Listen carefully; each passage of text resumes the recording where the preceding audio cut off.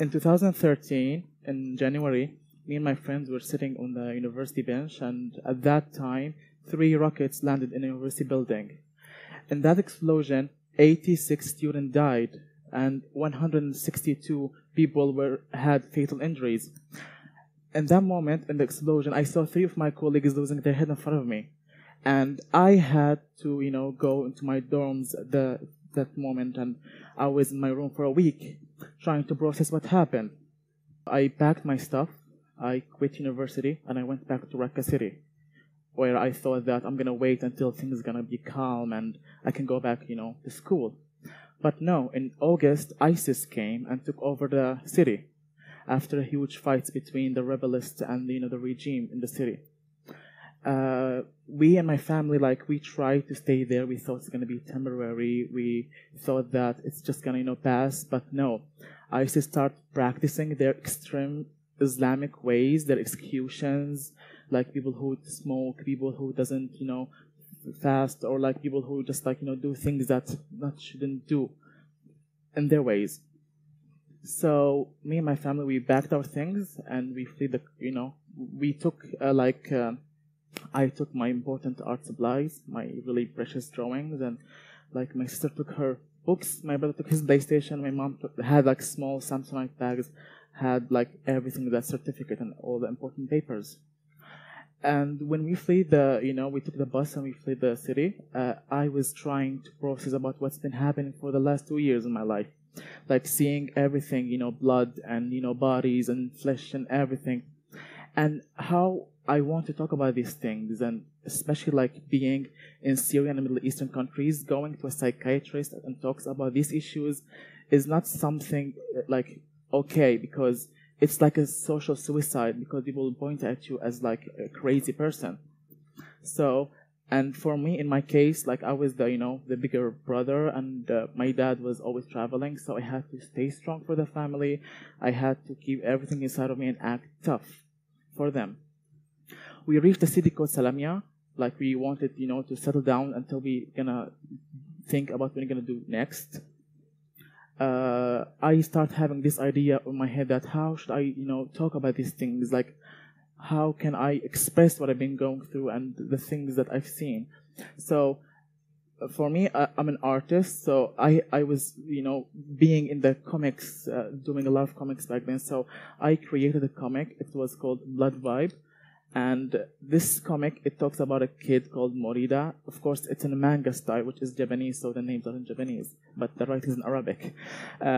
So the Morida, powers activated when he touches blood or sees blood or sees some brushes to him, being killed. And I didn't I put the story in a way that it doesn't say what I feel. It just talks about it in a way that wasn't me. And then I realized that I'm speaking my issues through my work, and that was the start for me. After that, we moved to the coastal area in a city called Latakia. It's controlled by the Assad regime. It was the safest solution for us because, it was chaos everywhere, and especially in Latakia, even though it's considered as one of the safest places, but explosions and fights happening all the time. At that time, it was 2014, I started exploring my sexuality. As a gay person, and I met there my first boyfriend, and everything started coming back to me, the ups and downs, and trying to know who am I as a person and as a gay person, and the war. So I reached a point that I didn't care about anything that's gonna happen to me there if I spoke what in my mind and if I expressed myself. So I started creating an art page. And in that art page, I wanted to post my ideas and thoughts through drawings that spoke what I felt in a way that wasn't in your face way. I start using things from the nature, like birds and butterflies and moss and trees, and use the symbolism of these elements in a way that speaks my ideas. And being in Syria and having a family and being still in the closet, I had to, not talk about politics or sexuality in an aggressive way. So I start with the equality, and for me, I was like a huge feminist back then. So I created this drawing. It's this letter. It's N Noon in Arabic. It's for Nasawiya, which means feminist. And that was the first thing I posted, was talk about equality and the hidden messages of it, like not just like equality between the two sexes, even between, everyone, like all humans. So I start having a good reaction from people, of course, because most of them didn't understand the hidden idea in it. And then I start talking about more issues and things that are more extreme and taboo, and I start exploring my thoughts through my work. At that point, I didn't care about my safety or about, my family's reputation. I start dressing like really extreme, like chains, and I had a septum piercing in Syria, which no one had, but here in Sweden, everyone has a septum piercing. So, yeah. So I felt like kind of, didn't care if I was killed through an explosion or like someone is going to kill me because of the way I think or my sexuality.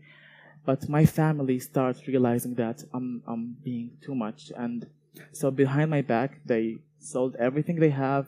They used all my sister's savings for the university, my brother and everything. And they were like, in December came to me and told me like, this is your ticket. You're leaving with your dad and you're going to be smuggled to Europe and you can't stay here because one of us, of this family, have to leave this country.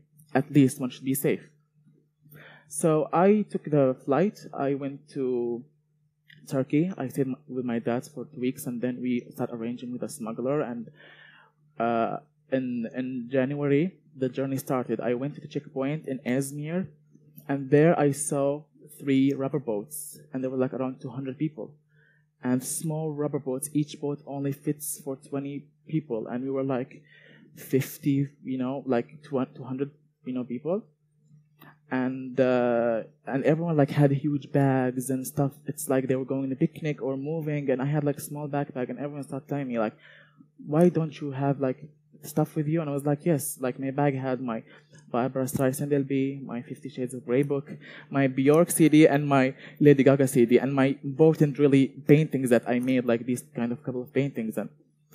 And people were like, okay, like, don't you need like extra underwear, like something, because you're gonna cross the sea, we're gonna walk all this way? I was like, no, I have all my life, which is like in my backpack, which is my drawings and my precious music. We started the journey. We were in a boat. I was in the boat. We were like, it fits for 22, but we were like 55 people, like sleeping on top of each other, like literally. We were 3, and the first one started sailing, I was in it. The second one starts sinking, and the guy who is like sailing starts yelling, "Don't look back, because if we're gonna look back, we're gonna freak out. The boat is gonna flip, and we're gonna all die." We reached Greece, and we started traveling from Greece to Europe. We took trains. We started walking. It was January. It was like really cold and rainy. It was like really dramatic. And we reached Germany. And then Germany, like the borders were closed, and they asked us like, you have to seek an asylum in Germany. You can't go further. But I was like, I want to go to Sweden. And they were like, no, the borders are closed. You can't go anywhere. So when they knew I want to go to Sweden, they gave me a rejection paper. They sent me back to Italy, and they were like, you can, seek an asylum in Italy. You can't stay in Germany. From Italy, I tried to go all the way around Europe to Sweden. I was caught in France. I was sent back to Italy. And there I was like desperate, and I was, just like seeking asylum there. But with the help with a Dutch friend of me, he helped me financially to be able to be smuggled to Sweden through an airplane. And in February, I reached Sweden. At that time, I remember when I was in Orland airport in Stockholm, and I was like out of the airport, I just like start seeing the colors, the smell of the fresh air after 2 months of traveling, the fabulous people, and the styles, and everyone was like smiling at me. Of course, everyone saw me like I was mess, but everyone was like super nice and everything to me. And I felt this huge like powers and inspiration. It was like just the first time I stepped out of the airport. And staying there for like a month in a camp, I started exploring the Swedish lifestyle, the freedom, the equality, the freedom to talk what you want, to speak what you want, to even like, kiss what you want and whoever you want, and no one like even tell you what you do. And I had this great power, like inspiring power to do more and express the ideas and thoughts I always wanted to do. So I start creating, like I start taking my work to the next level, and I start working with the watercolors, because for me watercolors, it was like kind of therapy, like the way that you control the transparency of the watercolors and the flow of the water. It was like yoga but with hands. So it was the only thing that kept me to be like mentally be stable. And then I start talking about issues that are taboo in my community, or like most communities, which things you don't talk about. Like when I was a kid, I was sexually molested by my sport teacher. I was in a 4th grade and couldn't tell my mom or anyone about it, and I had to see his face every day. So I took this, freedom and to talk and speak about this idea. And it was this painting called pedophilia. And when I posted it, everyone knew what I've been through, even my family, and they were like speechless. And then I start becoming more aggressive in a way that I want, to, talk more about equality and things I would never be able to talk about, like, homosexuality rights, Muslim rights, and talk about for friends who are like still in the closet, like dear friends for me, like they cannot talk because of their families. So I start taking this thing and talk about issues, like things that people don't talk about because they're afraid of what people think of them or judge them, like mental illnesses and things that are in my community as a taboo. Like this painting, it talks about female genital mutilation and how it's still been practicing in Egypt. So I start taking this platform to make people more aware of things are going and to make them like talk about these issues.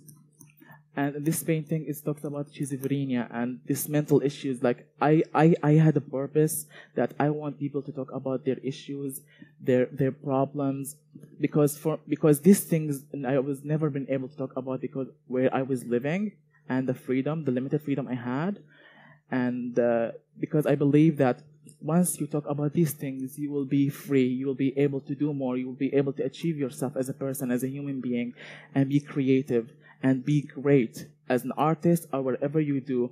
And for me, Sweden gave me this opportunity, and I guess I'm really blessed because I have a great friends and I live like with this amazing Swedish family who is supporting me, and it's all because of Kina, who has been like the reason why she's been doing all these great things. She works with the organization called Refugees Welcome and help refugees to be with Swedish family, to be more integrated. And that gave me the chance to inspire people and inspire myself as well to be a better human being and a better artist.